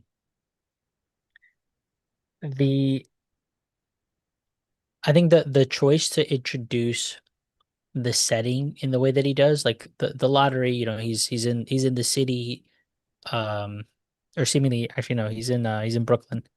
Um, but to see kids on the stoop, right? Like that's where the first bully kind of approaches. Um, to be in an apartment with Genki, right? All of those things are a reflection of the new world that we're now experiencing. So I think it was a good idea to give us that straight away. New setting. We're not in Queens anymore. We're not in, Forest Hills. We're not in this kind of like larger setting of a school. It is very much a more urban environment. You're deeper in the city. Yeah. And I think just freshening it up from that perspective was really helpful. You can do different things. Like Miles has an uncle. His uncle's present, but he's not a good guy. Hmm. Miles has his parents. Peter didn't. So like there are all these differences that just allow Bendis to explore different family dynamics, different socioeconomic status, like all these different things that freshened up the book probably for Bendis in a way that allowed him to stay interested. It's in conversation with itself in the opening of Ultimate Spider-Man. It's, he talked about getting to do the things different that Stan Lee couldn't do. Now he gets to do that with his own work. He's like, okay, I got to do something even more different now. but he knows like he still has this world that's already been built that he built. So he gets to play in the same sandbox with different toys, essentially. Oh, that was really cool. Yeah, just the parallels and just stark differences between the opening of both these iterations of Spider-Man. There's even the moment where they're sitting in the park, Miles and his dad, and you see the Torch and Iceman just kind of like float over them, right? You're calling back to something that just happened, would have just happened. And then you get how Spider-Man became Spider-Man, this myth, the link. I love that it's at 1:12 in the morning. Of course, Genki would be up at, late nights. And he tests out the powers. He's like, ah, shit, this is what this is. And that even that was fun, because Peter doesn't go through that in the same way. Like, he's kind of pumped. If you look at the first issue of Ultimate Spider-Man and the way it starts for him, he's just being bullied and shit on. To the very last page you see, he's hanging upside down, smiling, happier than a pig in shit. It's the inverse with Miles. He has friends, and now this is freaking him out. This is adding complication to his life. He was happy with it. Yeah. His life was okay. Peter's wasn't okay, and being Spider-Man made it okay. I think that's a very interesting and intricate change. And you can just, a lot of times we say this in a negative connotation. I'm using it positively here. You can see the wheels turning in Bendis's mind to think about, how can I take the things we've done and do them differently, do it in the inverse, do it so that we can show a different kind of life experience? And how would I have to? It's not a palette swap. And I think a lot of people have that misconception. A lot of people say Miles is Peter, but black. That's not true. That's not true. People who are saying that have not read a comic, apparently. It's distinctly different. Yeah. Even power set's different. Right. Yeah. And it's always been different. A lot of people say now, they try to add things to Miles to differentiate him from Peter, from Spider-Man. But no, they did that right away. It's a different spider that bites him. It makes sense canonically. I like that they added the numbers on it. Like, the other one looked like a design, but it was 00. Test pilot. This is 42. Right. Yeah. Exactly. I just adore these five issues. It's just tremendous. I think it does such a good job too of like keeping it like from the perspective of a child. It never loses sight of that.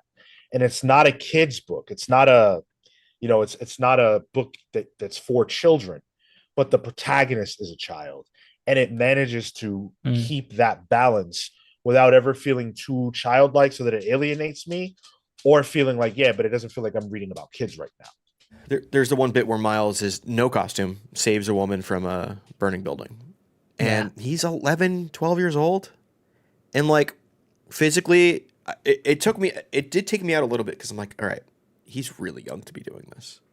And I think the crowd should maybe be really acting in a little more of that manner. But he screws up. He throws the woman onto a car.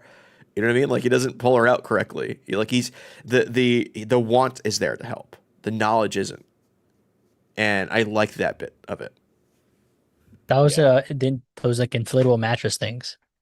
Sure, yeah. But then like he goes in the alleyway and starts having a breakdown because he's so overwhelmed as a kid.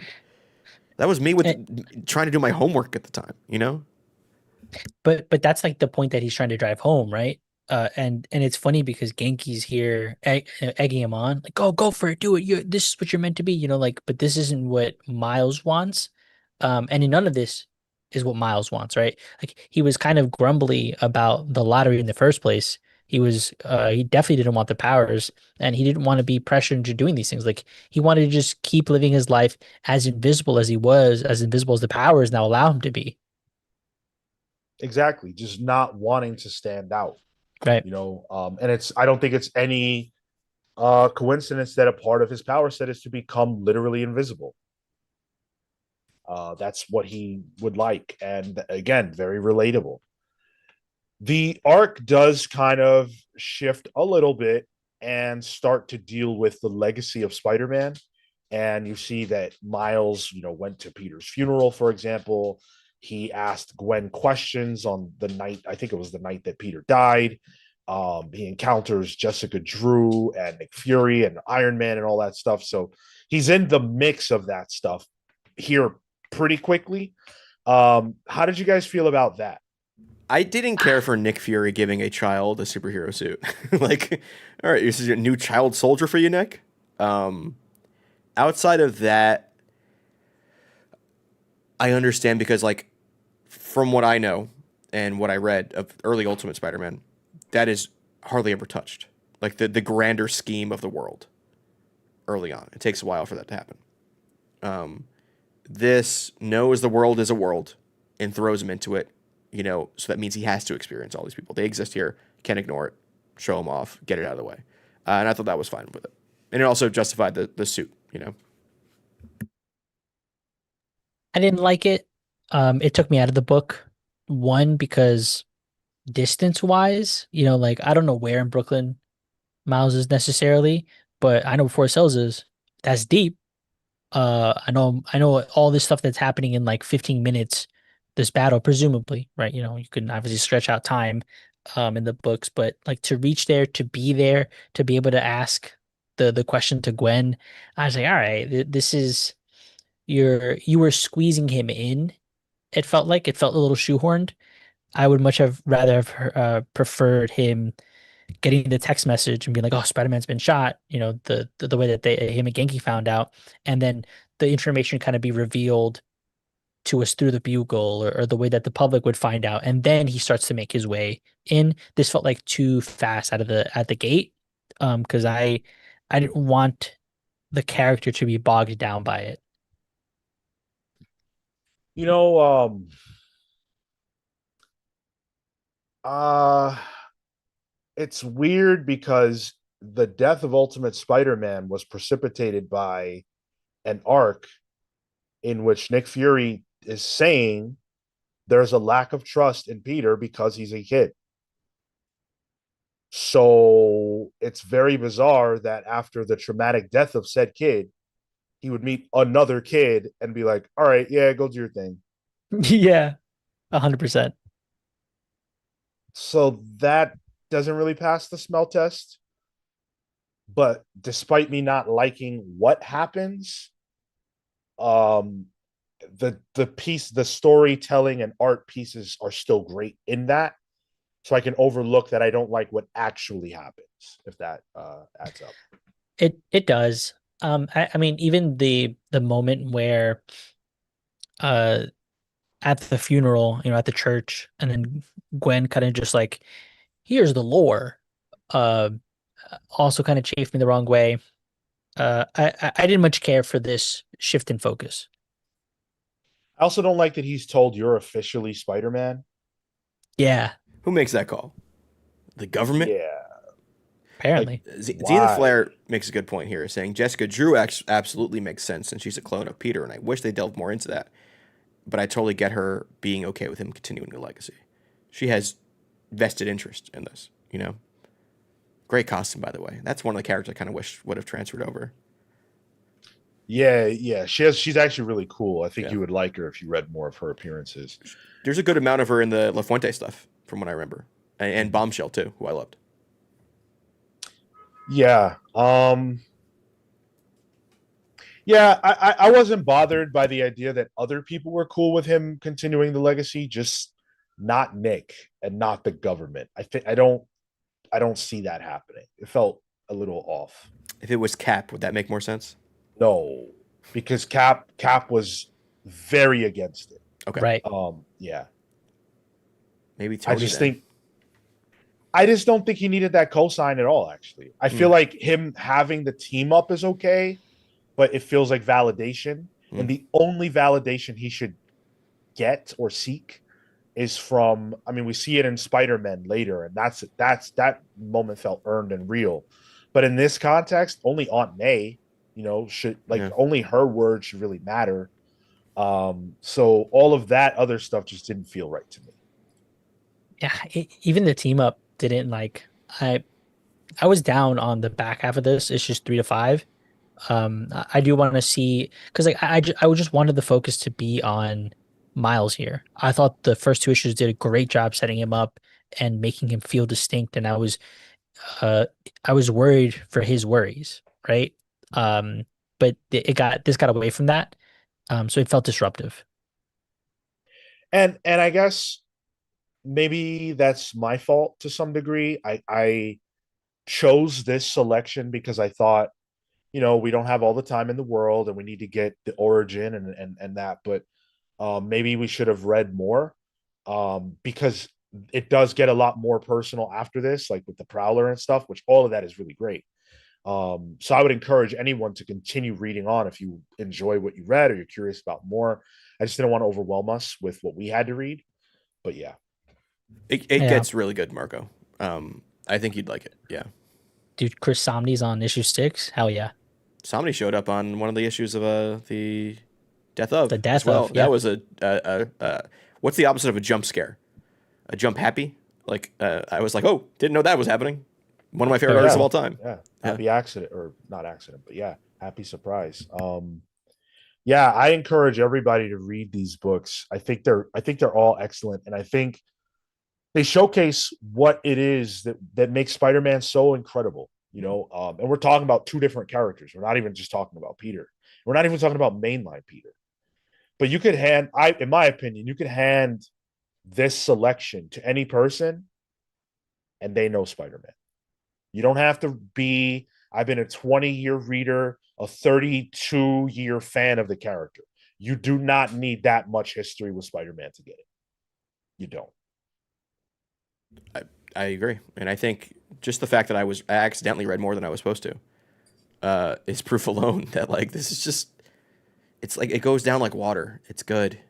It's an easy recommend for me, even though like sure some of those early issues looks a little dated. You know what I mean in terms of the character design and all that. Still loved it. Didn't take me out of the book at all. It fit right Yeah, in. agreed. It's still a book to recommend now. That doesn't change. I mean, let me ask you this. If you have to recommend any Spider-Man book to a person, how long before you say this? But some piece of the selection. This comes pretty early, if not Yep. first. Even as like someone, because like yeah, I can say oh, there's this really good Joe Kelly issue where he's fighting Juggernaut. You know what I mean from like the Gauntlet era. No, if somebody wants it for the first time, you kind of want to start them from scratch, and I don't recommend reading ASM from scratch. I think a lot of comics readers or a lot of perspective comics readers want to do the manga method and start from where it starts. I don't think that's how American comics work or should work. But if there's anything close to it, it's this. I think I agree for Spider-Man. This is easily like if it's not, Spider-Man Blue, it's this. Those are like the recommendations there. What's bugged out about the way we talk about this stuff is like someone would say like, oh, Invincible, The Walking Dead, Saga, right? I feel like the only reason people wouldn't say Ultimate Spider-Man in that same vein is because it's a Marvel comic. Otherwise, what's the difference? It's a beginning, middle, and end. It's concrete. Oh, It's the same. I mean, it's not the same creative team the entire time, but you, by and large, get the same creative team, I mean, same writer at least. Invincible and Walking Dead did not have the same creative team the entire time. right. That's fair. Yeah. Yes, that's a good point too. Yeah. So to me, I would I would put this up there with those in general recommendation. Then if you're talking about Spider-Man, come on. Yeah. People always say stuff like Craven's Last Hunt, and it's like I'm not even talking about the quality of that. It's great. No, that shit's Yeah. weird. Yep. This is foundational. I would say the closest is maybe starting at Brand New Day. And just go to slots run and have fun from there. That's the only way I would still put this over that though. That's how I would probably recommend 616 Spider-Man. Oh, But I still recommend, I think, this first. Yeah. Yeah. Um, yeah. It's a great comic, great selection. Everyone should check this stuff out if you haven't. And read as much as you want because you really can't go wrong. Ultimate Spider-Man, like 2011 is a time when I started to have real problems with Bendis. He was just doing things that I wasn't loving the way I had before. But this never wavered until they brought Peter back. But at this time, like I still thought this book was brilliant. I still thought he was firing on all cylinders, and I look back on it very fondly. Yeah. This would be a great thing to be in compact. Oh yeah. The panels are pretty big. I don't think you would lose much in terms of like as I'm thinking about this and responding to your prompt, Sean, like this might be the manga reader Spider-Man. You know what I mean? Like your foray into what these kind of comics are. Mm-hmm. The Yeah. Premier Collection. Oh, Yes, the Premier Collection. Yes, exactly. change the dressing on that. Jeez. I think this would fit quite nicely into that. Yeah. Nice thick boy. They should really try it with Miles. They should really try it with Miles Yeah. and see what happens. Agreed. We haven't read a ton of comments because we tend to keep the book clubs pretty focused on our conversation. However, we do want to read some of your words because I've seen some very insightful comments and conversation pieces. So we'll do that for a little bit. And then we're going to tell you guys what next month's book club will be about. And we'll get you out of here. So let's pick out some fun comments to read. So Serenity 2001 says, I recently started reading ASM from the beginning. I still think it's a good starting point. I just passed issue 300 in 1 week. Damn. That's psychotic. Do you read like Superman? Those are not brisk No. issues, but like they were taking their time. Yeah. I know I have read all of those. I think Marco has too, right? Marco? I've made a good decent chunk of that. Not all of it, but I've made good progress. Would you say like maybe 100, maybe a little more? for sure, sure. So I've done it. I'm not saying that there's anything wrong with doing it, but to Tyler's earlier point, would I say, yeah, definitely go back and start with Amazing Fantasy 15? No. That think about the average person, right? Clearly, you and I, Serenity, are not average people in this context. But the average person, the average person isn't going to look at that stuff and go, yeah, I really want to read 300 of these. Because it's not as visually appealing. It's not as, well written based on our modern sensibilities. I would not recommend someone do that. I'm not arguing that they're good. I think they are good. Yeah. But I think you need to be in a certain headspace for that. Yeah, dude. That's 40. I just did a quick math. That's on average 43 issues a day.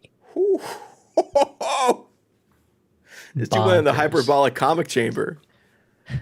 Wow. Zenith Flare says this is a great first read because it has a beginning and an end, perfect for manga readers. Yeah, that's to Sean's point, and I think definitely the way to think about this is like, hey, you're a manga head, you need to get somebody in here. Here you go. Yeah. I don't want to get on my soapbox about that, but I agree with you. A lot of discourse on that lately. Yeah. Order of Dylan says, how do you guys feel about the Hickman run using the same name, Ultimate Spider-Man? It's never sat well with me, especially now that when Googling Ultimate Spider-Man stuff. That is my issue. As the one coming up with the graphics, it is so hard to get Ultimate Spider-Man stuff that is like large quality images that is not this current run. Yeah. I'm like putting quotations around 2000, putting them around Bendis. Like, so yes, I agree with you there. I don't know if I agree with you in terms of like current Ultimate Spider-Man shouldn't be called that. I don't see what else you can call it. Just in terms of keeping the line together. It's Ultimate something or other. That's just what it is. But I agree with the second half for sure. It's the branding, right? Yeah. Like you're gonna stay true to the branding. That makes sense. We do it all the time. A crisis, whatever. No, I don't have any problem with that at all. I think that was the correct name for the book. Um, it is Ultimates, but it's the Ultimate Universe. It's a Spider-Man book in that universe. There's no other name for it, and I don't think like even though I don't like the book, I don't think it's ruining the good name of Ultimate Spider-Man or anything like that. Like that's a completely different type of thing than what I'm thinking about. The book itself is doing that, not the title. Yeah, but thank you for that. I'm sure we've got more good questions in there or thoughts. Also from Order of the Dylan, so man, I'm biased, but this is the definitive Spider-Man run of the 21st century. I don't know that I could recommend Amazing. Yeah, same. Yeah, especially if I'm choosing between these two, easy choice for Ultimate. JJ the Great earlier asked, my comic shop just got volume 1 of each of the old Ultimate titles. Should I tap in? Yeah, yeah. I mean, because if you're talking about you're talking about Ultimate X-Men, Spider-Man, Fantastic Four, Ultimates, Team Up, something like that. They're all pretty strong. Their first arc, to me, Ultimate X-Men is nearly radioactive. To use Atomic Hound's parlance, but Mm. I would still read it. Really? Yeah, yeah. Like, you know why? Because nothing bad is going to happen to you. That's true. That's true. Yeah. From reading a bad comic. Yeah. So I would say at minimum, Spider-Man for sure. Oh yeah, yeah. And I think Ultimates is also an interesting read. I think Ultimates is very good. I think it's very good. It's just taking the piss out of modern superheroics. But Zenith Flare said something that was really thought provoking. In reference to Jessica Drew, he says Jessica could be an incredible character to have her own book right now in 2025. Think about it. The body dysmorphia, trans conversation, she could be amazing, and it's a damn shame she's gone forever. Let me explain that. There's a lot of people who may not understand what he's talking about. So Jessica Drew in the Ultimate Universe is a clone of Peter. And so she has all his memories and everything else, but she's a girl, a woman.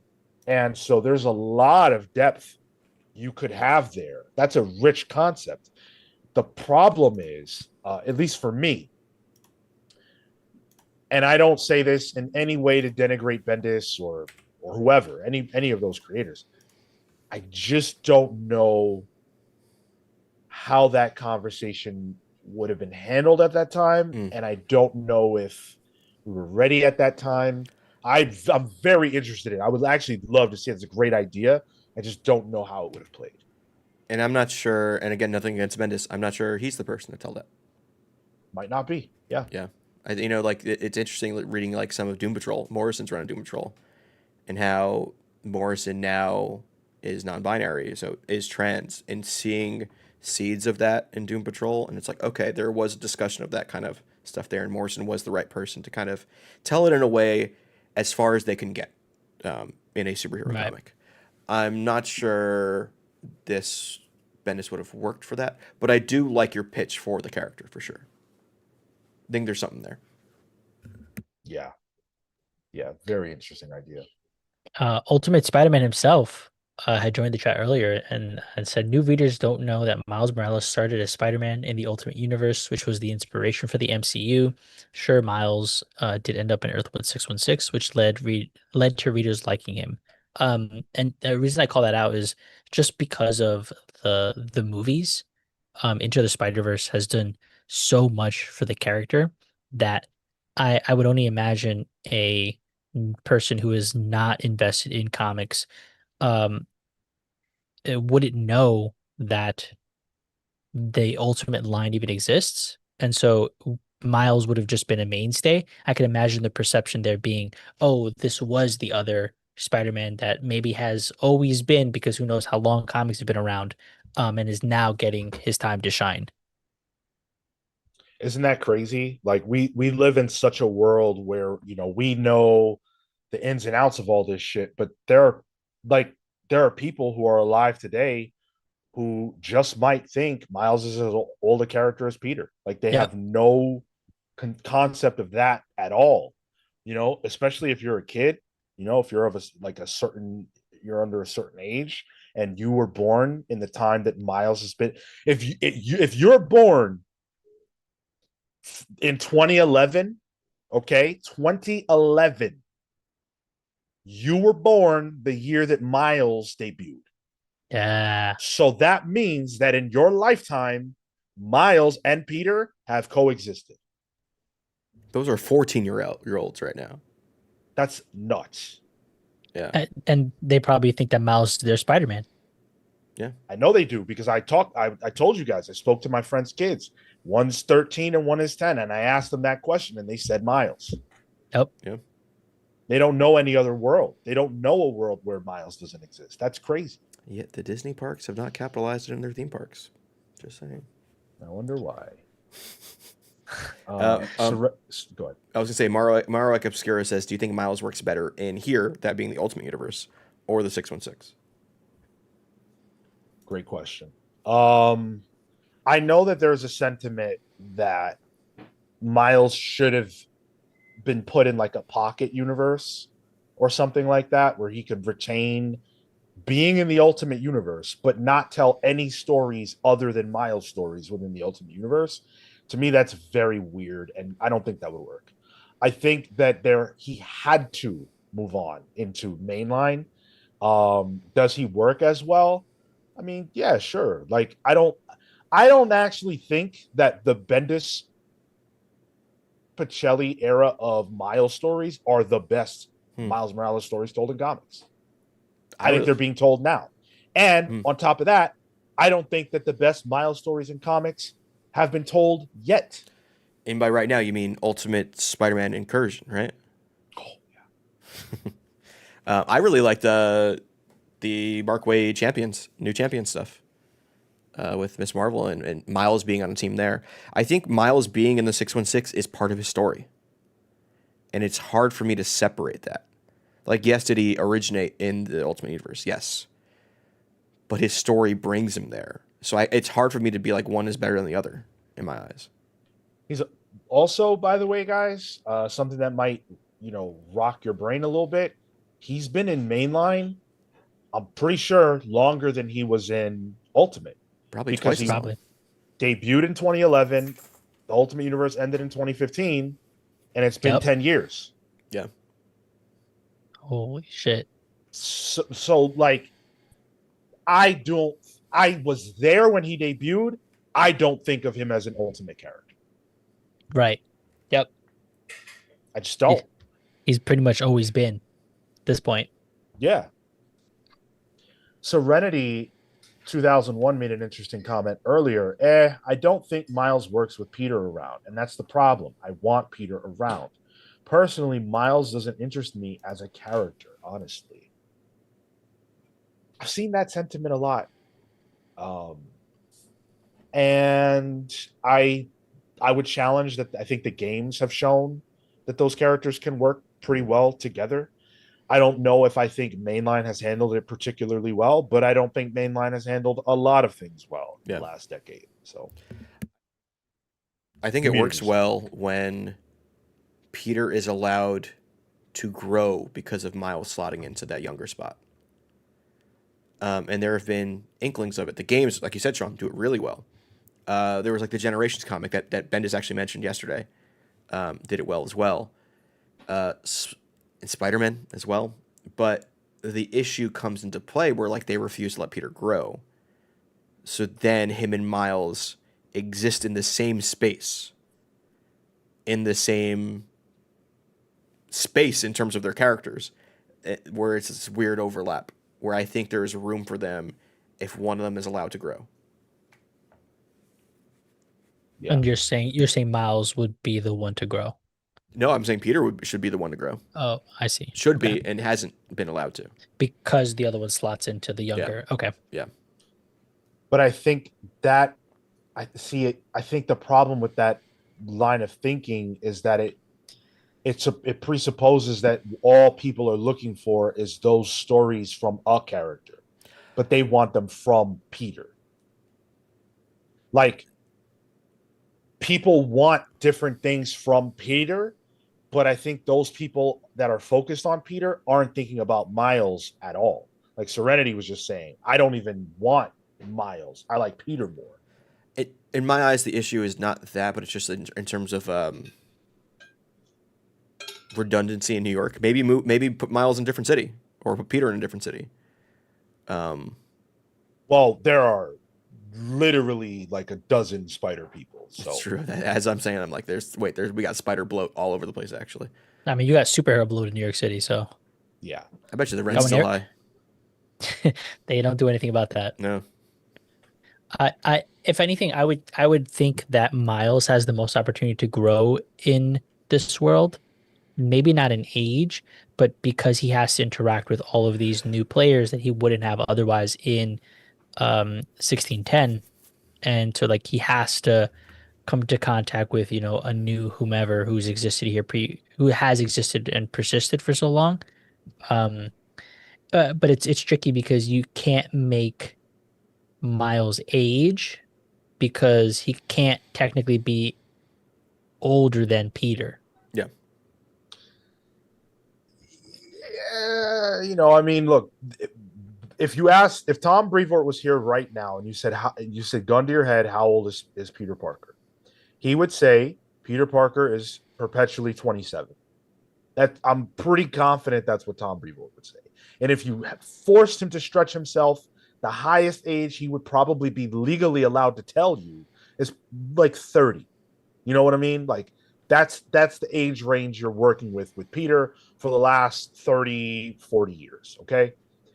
Now, it's to me less about the exact age and more about the experiences that the characters are going to have. Miles has to be, for now, a kid whose experiences are taking place in school because that's the character box that he's in. If you remove him from that box, the differences between Miles and Peter start to shrink. They cannot have too many shared life experiences because they're not the same character. It's the Barry Wally problem. Barry and Wally are almost interchangeable ever since Barry was brought back to life. Even though their original characterizations had nothing to do with each other. And now look where Barry is at. good question. Yeah. I'm not even gonna get into that comment. Fuck it. I'm learning. Putting Miles in 616 allows you to build an entire legacy for the character alongside all of the other mainline heroes. They had to integrate him for the character to last. That last bit is the most important bit. If they don't make Miles a mainline character, there is no, I shouldn't say there is no, there's very likely no Into the Spider-Verse movie. I think there's very likely like the deep Spider-Man Miles inclusion in the video games. I think to keep that character alive, this was a must-make decision. Yeah.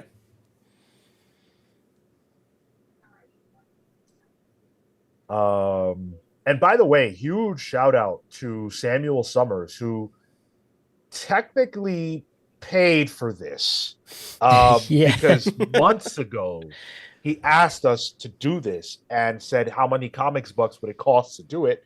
We threw out a number, or he threw out it, whatever, $50, and we arrived at this. So all this fun we've been having all August long, really we owe to Samuel Summers. Thank you so much. And he does have a question for us, so we have to answer it. If Miles was in a live action, is it more important to get a character that's black or getting an Afro-Latino to portray him? That's if a mixed actor is not available. Whoa. I'm gonna bow out of this one. Sean, you wanna? So I personally am mixed Afro-Latino myself. I am Dominican and I'm black. Okay. I'm going to answer this question not from my lived experience perspective, but from a how to best represent their culture perspective. And that character needs to be able to speak Spanish. Yep. The culture that he has, the way they showed it in Into the Spider-Verse, that part has to be represented.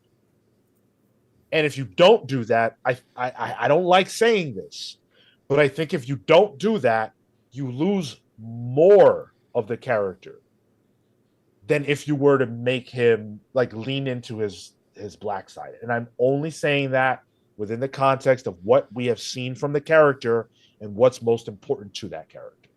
Miles' ethnicity and his background is more important than Peter's background. Does that make sense? Oh yeah, no, 100%. Peter was he was default create a character. He's create a wrestler. You know, number one. Like the Puerto Rican like flags that are all over Miles' neighborhood. The way his mom speaks to him is part of the character. You can't lose that. And as a casting, you should attempt to get as close to that as possible. Yeah, my man can't look like Bad Bunny. You know what I mean? Like he got Yeah. You look can't be that light skin, yeah. right. He has to have the appearance of. But yeah, if gun to my head to answer that question, that's how I answer. The movie Into the Spider-Verse did it perfectly. Like that's the accent, that's the that's the kid. Yeah. Shamik Yeah. Moore. Common Sense dropped a super chat on us. Thank you very much. That's our first one today. $4.99. Peter Parker is canonically 31. I know the Marvel time scale. 4 years real life past equals a year later. Oh, you're such a sweet man. Miles is 17 to 18 years old. Common sense. Okay, I was gonna say Go ahead. read Chip Zdarsky's Captain America right now. Yeah, that doesn't pass the smell test for me. Because if that's the case, then like, how do you explain other people's ages? Yeah. You know what I mean? Like, under your same logic, how old is Magneto? You know, like under your same logic, how old is Cyclops? How old is Professor Xavier? This is something you cannot apply logic to. Right. You can have headcanon and what feels right for you. It's all vibes based, baby. They cannot put numbers to these characters. Right. Yeah. They're always going to be in the age group, the general age group that makes sense based on the stories that are being told with them in them. Yeah. Batman, because it was more important to DC that Batman be able to have every single character he ever met be canon to him, including all the Robins in order, than it was to establish his age. They did not care that it was impossible for him to have a 12-year-old son, but also have been Batman for a handful of years, but also be mid to late 20s. They didn't care. They did it anyway. It doesn't matter. It makes no sense. The relationship in age between Bruce and Dick makes no sense. It doesn't matter. Yeah, and the problem with that is like with math, once you get to a point that is too far, Yeah. you have to then either change the time scale, right, to 6 years to make it work, or to 7. But then at that point, it was arbitrary to begin with. And Common Sense is giving me some follow up examples. I think that makes sense for you can do that for the young characters because that's part of their storytelling. It's young to adult. But they stop there. Yeah, you can't keep painting with that same brush though for everyone. Right, because how like where are you starting from? Because if we're starting from the beginning with Peter, he's not 31. Well, he says the timeline starts with FF when FF was created. So how many years ago was that? I mean, you're still in the 70s, right? You're still or 60s. No. Yeah. Sorry. You're still 60 years ago. Was that 60 by 4? I got you. 60 by 4. That's 15. So 15 years have passed in Marvel's lifetime. Well, I think they're breaking it with Captain America. I mean, 1000%, right? Or at least that was my read. Maybe common sense is more on the money with that thought process than I am. But Reaper XC says, according to Brevoort, Parker and Summers are the same age of 28. The age really is determined by the writer of their story. And I knew what I was saying was accurate because I have heard Tom Brevoort say that multiple times. But even think about it, like if Fantastic Four is your barometer, right? Then you need to have a whole marriage, 2 children being born within 15 years. Like I don't like maybe yeah, I don't know. Nah, you can't throw math at this. I know it hurts my Yeah. brain. I don't like it. I went to school for writing. I avoided numbers. Stop doing this to me. Aaron Ruiz brings up a good point. My boy Dylan being Eddie Brock's son, just got introduced 6 years ago and grew up to Valeria and Franklin's size. Right. And Valeria was or was it Franklin? I forget exactly where it was, but there was some point at which those characters got aged way up Yeah. because they were babies and then they just weren't. Comment says I like math. That explains it. Same, but it's not mathing. There's a difference between the math and the logic of it. And you I throw the think wars in. Yeah. there's a deliberate lack of logic. Like you just can't logic this. It's just not. They don't want you to be able to. But anyway, so let's talk about the next Ooh. book club. Let's talk about next month. This month was all Ultimate focused, all Marvel focused, and we've got to shift gears. And we thought, what better way to do that than to put the spotlight on DC's premier superhero team, something we've never done before. We are going to have the Justice League month all September long. So what does that Justice. Favorite On the- characters throughout every week. Oh, that's gonna be tough. Fun. And then we're going to read. Oh man, is there a Justice League book you guys prefer to read? I am 100% sure that I have not read the best of the Justice League. Sure.